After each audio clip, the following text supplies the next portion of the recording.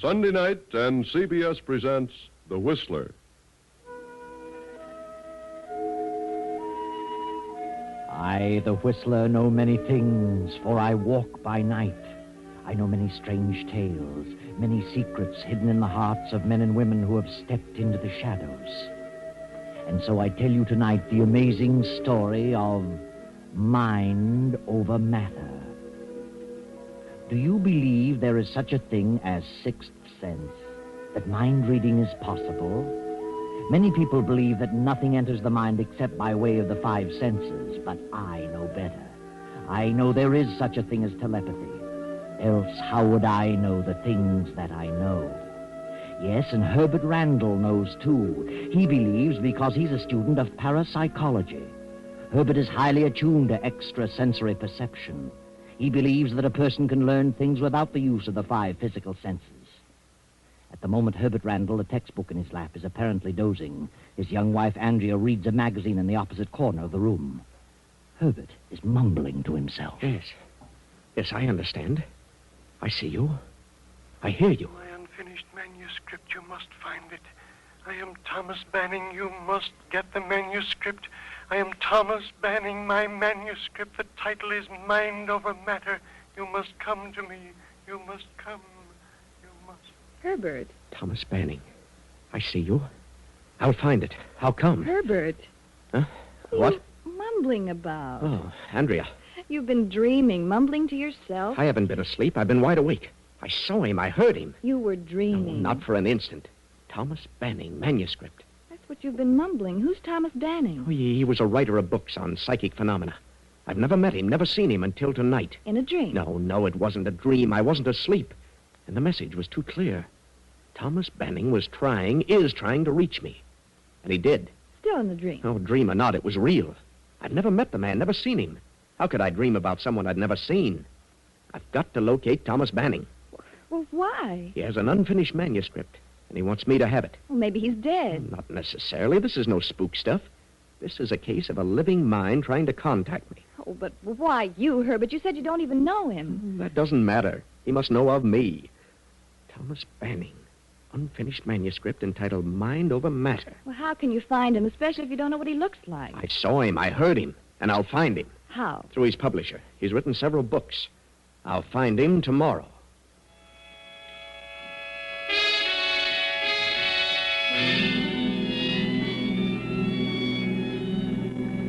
So Herbert learns the name of the publisher of Thomas Banning's books, learns Banning's address in the country, and with Andrea drives to the place. As they near the estate, they stop at a gas station for further directions. Howdy, folks. What can I do for you? We're looking for the Thomas Banning home. Know where it is? Yep, I sure do. Why? We're going there. Well, it's a quarter of a mile ahead. First gate on the left-hand side. But not many people go there anymore. Why not? Well, miss, since the day Thomas Manning's brother disappeared, there's been strange things going on there. Oh, what strange things? Noises, weird howls and screams.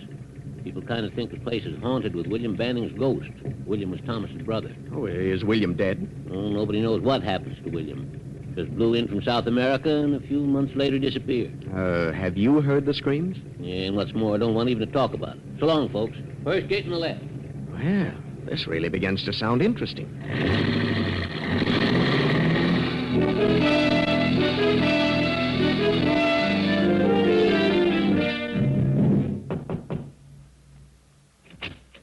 Yes? What is it? Is Thomas Banning in? What did you want? Who are you? Why, I'm Herbert Randall for Gregory House Publishers. Well, We publish Mr. Banning's works. Oh, this is my assistant, Miss Adams. I see. Come in. Wait here a moment. Bit of an icicle, isn't she? I don't like it, Herbert. Let's go. No. Thomas Banning is trying to direct me to do something, and I'm going to follow through. My uncle will see you in the library. This way. This is Mr. Randall, Uncle. And this is Miss Adams. They're from your publisher, Gregory. Oh, well, come in.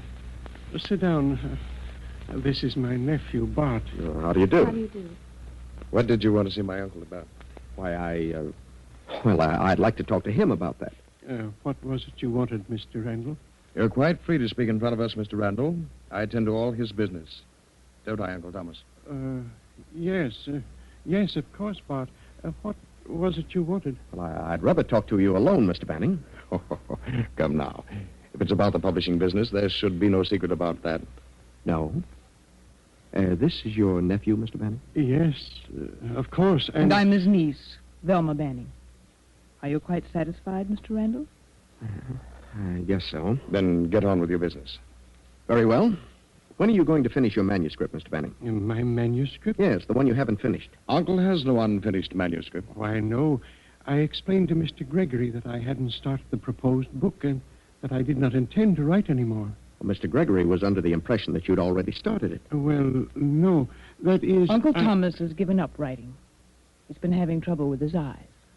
This is rather an odd time of the night to be on a business call. Well, I'm sorry if I've inconvenienced you. Please accept our apologies, Mr. Banning. Quite all right, young man. I'm sorry I can't help you further. Help me? I'm sorry I can't write anymore. But if my eyes improve, I may be able to do something again. You understand? Yes. Yes, I think I do. Well, thanks for the interview, Mr. Banning. Good night. Good night, Mr. Randall. Come again later on. Good night. Good night. I'll show you to the door.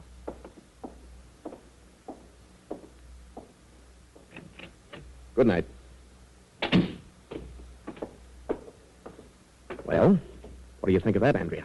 It's Banning, exactly as I saw him in the vision. I still don't like it. Did you get the meaning of the situation? No. What do you mean, Herbert? Oh, I sensed it the second I walked into the room. You would. What was it? Thomas Banning was lying about that manuscript. Did you notice the way those two butted in and led the conversation? He's afraid of them. They've got him cornered for some reason. He was afraid to speak the truth. Say, look. Yes. What is that, a grave? It certainly looks like a grave. Herbert, it is a grave. And freshly dug. A small one, but just about right for Thomas Banning. Oh, Herbert, what do you mean? And look over there. Another one, but filled in. You can tell by the way the grass is sunken. Come on, let's get out of here. There's certainly something strange going on here. Herbert! Now, take it easy. They're killing him. We've got to stop them. No, wait. There's nothing we can do at the moment. We wouldn't have a chance. Come on, let's get back. Herbert, what is it? What's wrong? There it is again. And I'm wide awake. I heard it again. Oh, I didn't hear a thing. The manuscript. You've got to get the manuscript. He reached me again. Oh, please, Herbert, please, let's go. Yes, Andrea. We'll go now.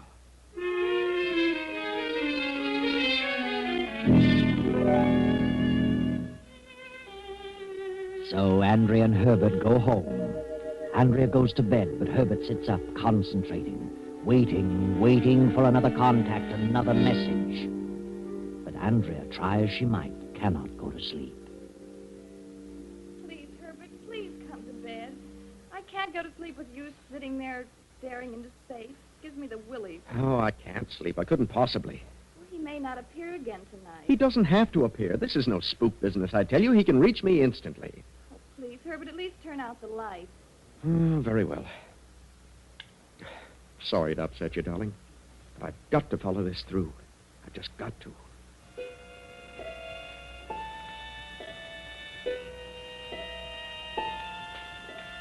Thomas Banning. Thomas Banning. Thomas Banning. Find the manuscript. Mind over matter. Get the manuscript. You must get the manuscript. You must.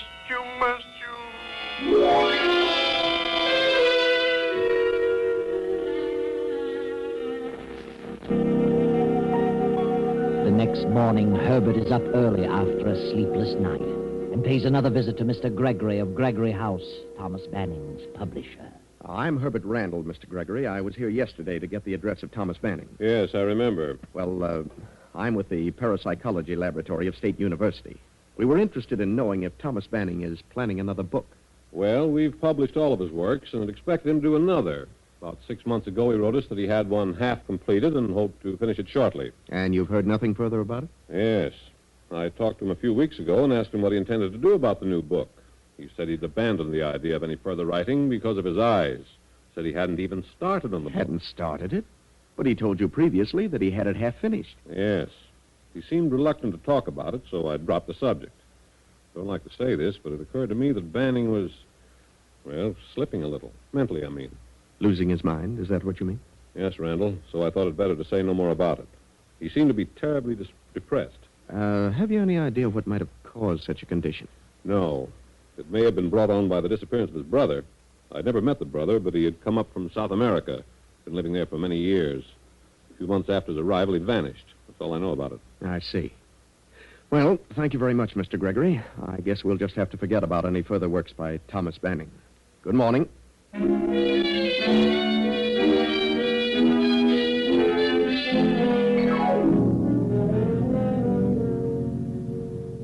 Mr. Hellman, I understand you're Thomas Banning's banker. I am. What about it? Well, Randall's my name. I'm a psychologist. I'm working on the case of Thomas Banning. Then he is crazy. Crazy? No. No, but he is ill. Suffering from a severe emotional disturbance. Oh, I see. What made you jump to the conclusion that he was crazy? Well, I don't know. You're a psychologist. Well, what so had he done, Mr. Hellman? That seems so strange.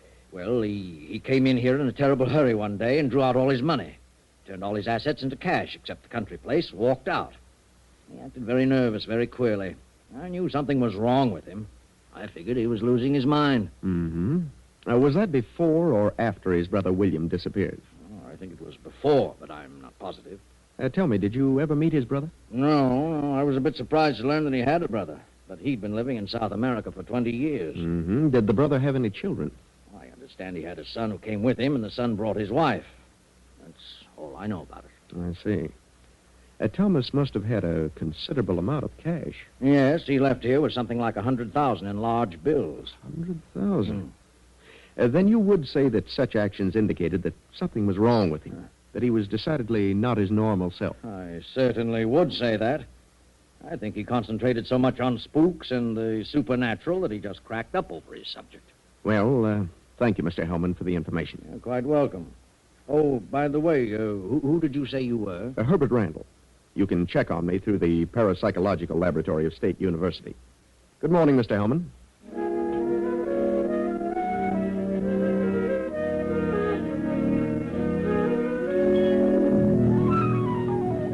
That evening, Herbert and Andrea drive once more to the Banning estate. They arrive, turn in at the gate, and as they drive up the lane...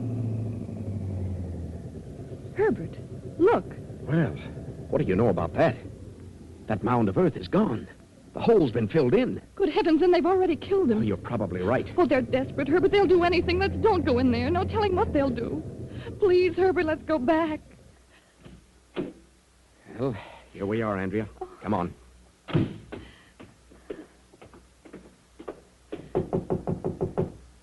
I don't remember seeing any servants here last time. Oh, they probably don't want anybody around.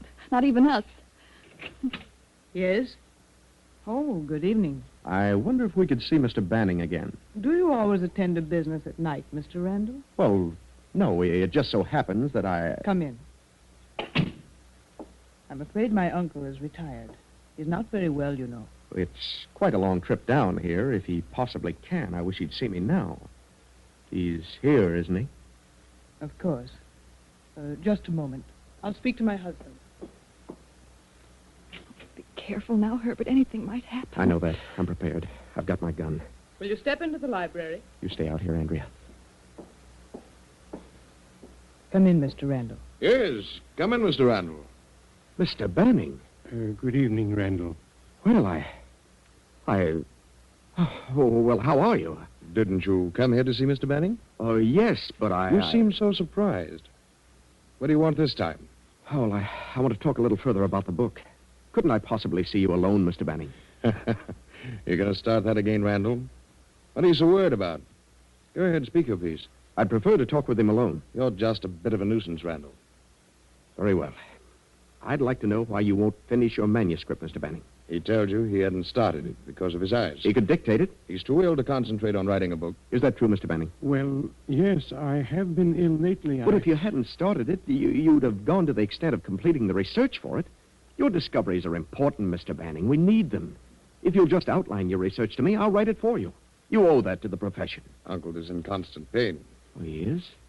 I'm terribly sorry about that, Mr. Banning. And he doesn't feel in the mood to have someone around prodding him all the time for information in order to publish a book. But he does want the book published, and he wants me to help him, I know.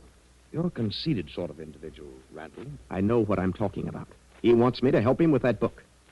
Do you, Uncle? Well, I would like to write the book, but... What? I really don't see how I can under the circumstances. What circumstances? His physical condition, of course. Look, Mr. Banning, maybe I can help you about this so-called physical condition. I don't think it's really a physical condition. I think it's a mental condition. Mental? Yes. I think you're really mentally ill. What do you mean? I think he's emotionally upset over the death of his brother. Who said he was dead? Well, he disappeared. It's presumed that he's dead. Shortly after his brother disappeared, Mr. Banning gave up his work.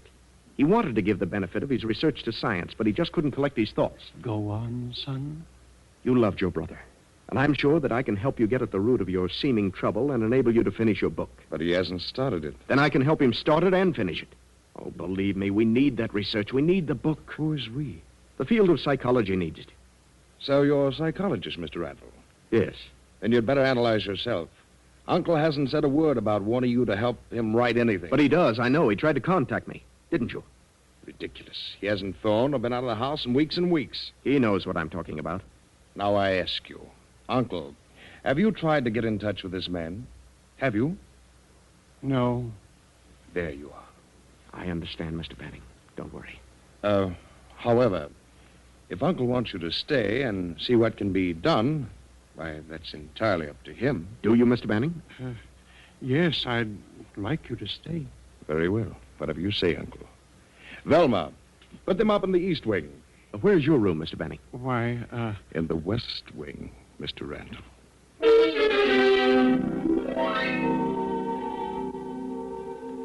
The hours of the evening pass. Herbert and Andrea sit in their room in the Banning house waiting, still waiting for another message, another contact Herbert is confident will come now clearer than ever. Then you think that he hid the money on the estate and they're trying to force him to tell where it is? Yes. When I drove up the driveway tonight and saw that hole filled in, I felt sure they'd killed him. But they wouldn't do that until he told them where the money was.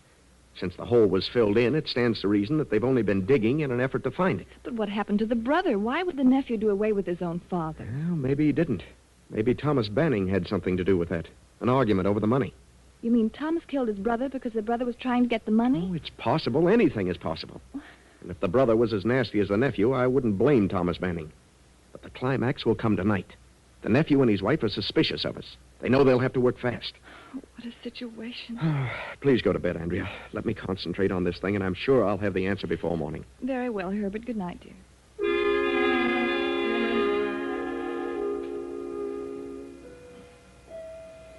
Now, long past midnight, Herbert, half asleep, sits in a big armchair in the bedroom in the east wing of the huge house. Then Herbert begins to stir. Herbert Randall, the manuscript. Mind over matter in the library, law's shelf on the right. Mind over matter, law's shelf on the right. Get it now, get it now, get it now. Library. Lower shelf on the right. Andrea. What is it, Herbert? I got it. I got the message. The manuscript is in the library. Lower shelf on the right. Come on, quiet now.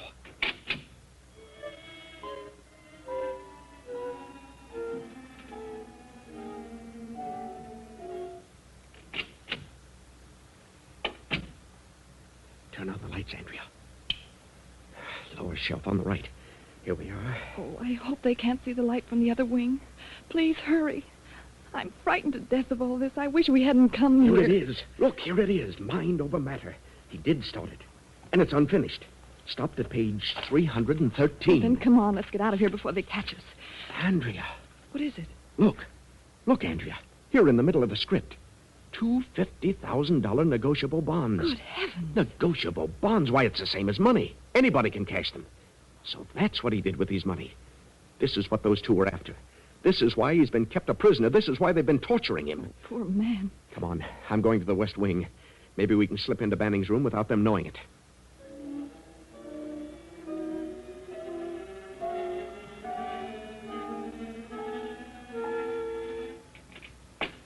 It's unlocked. You stay here in the doorway and keep a lookout. All right, but hurry. What is it? Quiet, Mr. Banning. Huh? I've got to talk to you. What is it, Randall? I finally got the message. It was as clear as could be, and I found it. I found the manuscript. You found it? Yes, in the library, just as you said. Then you'd best take it and leave here quickly as you can. It isn't safe for you here. But I can't leave, not just yet. You must leave. Take the manuscript and go. But it isn't finished. You can finish it. You must. Please go before it's too late. But I can't finish it without the research material for the rest of the book. There isn't time for that. You have the manuscript. Please go at once. No. I know what's going on here, Mr. Banning, and I refuse to leave. I know what those two, your nephew and your niece, are doing. They're keeping you a prisoner, torturing you to make you tell what you did with the money. Don't stay here another minute, Randall. I'll go, but I insist that you go with me. The manuscript is the important thing. You have it. So get away from here as fast as you can. Not without you. Now, come on. I can't. I can't leave. Why not? What's to stop you? I can't walk. Can't walk? What do you mean? I can't move.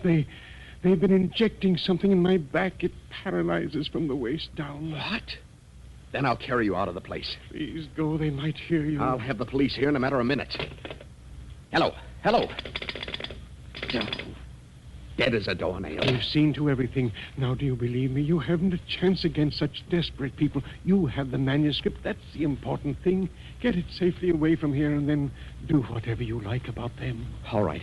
I'll get out now with the manuscript. But I'll be back with the police in half an hour, sooner if possible. Yes, but please hurry, Randall. Come on, Andrea. Back to our room. Get our clothes.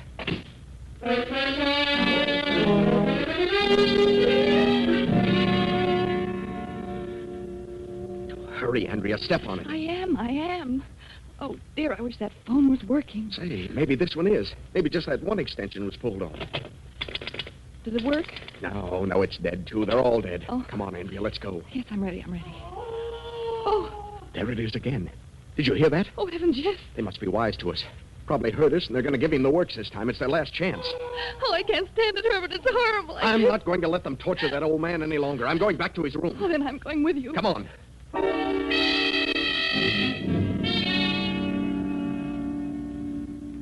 Careful now, Andrea.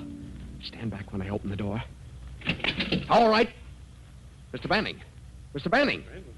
Randall, why haven't you gone?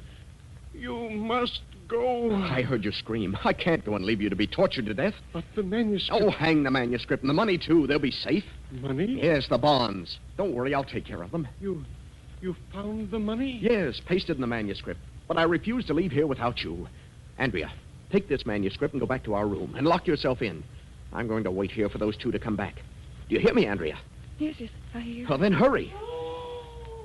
Herbert, Wait a minute, Andrea. did you hear that? Yes, I certainly did. It came from another room. The same scream. The same scream. What does it mean? Give me that manuscript, Andrea. Mr. Banning. Mr. Banning, Yes, son, yes. do you remember the number of the last page of your manuscript? No, I can't remember. I just can't. On this last page of your manuscript, you began a new chapter. There are 2 paragraphs here. The last paragraph says, in other words, there are certain positive relations and certain negative ones between extrasensory perception and other processes of the mind. Is that your last paragraph? Yes, that was the last paragraph. You must carry on from there. Get up out of that bed, Mr. Banning. You're lying. No, please believe You're me. lying. There are not 2 paragraphs here, only one. And the words I quoted are not here. They're from a textbook by Professor Rhine. Get out of that bed and start walking through that door. Herbert, do you know what you're doing? You see? He can walk. And don't make a false move, Banning, or I'll shoot. Now through that door and down the hall. Oh, All right, Banning. Open that door. Randall. Put up your hands, both of you. Now get away from that bed.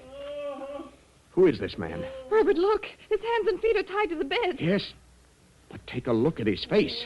Why, Mr. Banning. Exactly. A little thin, but it is Mr. Banning. Untie him and be quick about it. Mr. Banning, can you hear me? Yes. You're Herbert Randall. Thank God you got my message. I knew I could get through to you. I knew, and you got the manuscript. Yes, I have it here. I only got to page 313, one paragraph ending. Therefore, I am positive that thoughts can be transferred from one mind to another, regardless of distance. Right. Word for word. You have the manuscript and the money, the 2 bonds? Yes. What do you want me to do with the bonds? As you see fit, my boy. Then this man is your brother William? Yes. Don't talk anymore. I'll add the rest. These two are not his nephew and his niece. They're his son and his daughter-in-law. They came from South America. They knew you had money and decided to get it. You suspected it, withdrew your money, turned it into bonds, and hid it, knowing that even if they did go to the extent of killing you, they'd have nothing but this house. When they learned that you'd withdrawn your money, they held you prisoner to force you to tell what you did with it, where you hid it. That's why they dug holes all over the estate. You're absolutely crazy, Randall. You had me all fooled for a while. I thought your father, William, was dead. I figured you two were holding Thomas a prisoner, and you were. But all the while, William was posing as Thomas. And he got away with it because Thomas and William were twins. Twin brothers. What of it? We're still his heirs. The money still goes to us. We'll let the state decide that. Don't worry, Mr. Banning. Everything will be... Mr. Banning. Mr. Banning. Oh. He's dead. Dead? But we didn't kill him. The state can decide that, too. This is a wonderful testimonial for parapsychology, gentlemen. And you three are going to have the opportunity to bear me out in my statements. It's a shame it had to happen in this way. But since it did, I'm proud that he selected me to help prove his theory. Why he did, I'll never know. But I'm grateful to him. Very grateful. Yes, Herbert, you're grateful. And as to why he chose you, you'll know when you turn to page 213 of the manuscript Mind Over Matter. There's an insert pasted there. Go on, Herbert. Read it.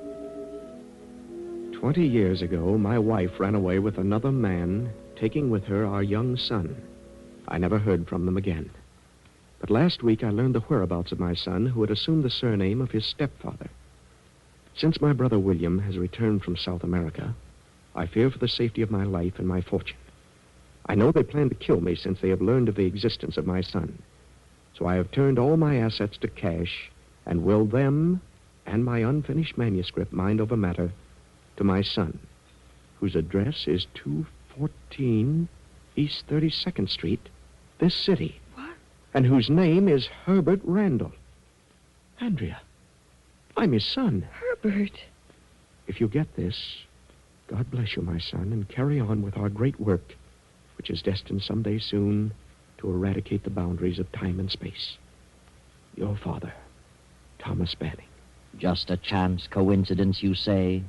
That's such a convenient explanation for the layman who doesn't understand, and safer, too, to be skeptical and conservative. But one mind can reach another regardless of time or space. And you will agree with me someday. I know.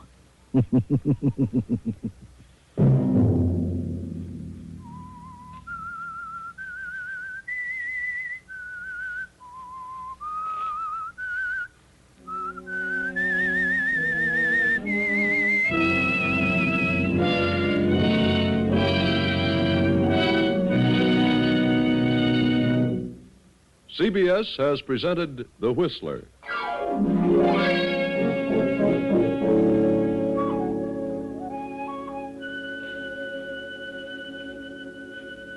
Original music for this production was composed and conducted by Wilbur Hatch. The Whistler is written and directed by J. Donald Wilson and originates from Columbia Square in Hollywood. I, the Whistler, bid you good night.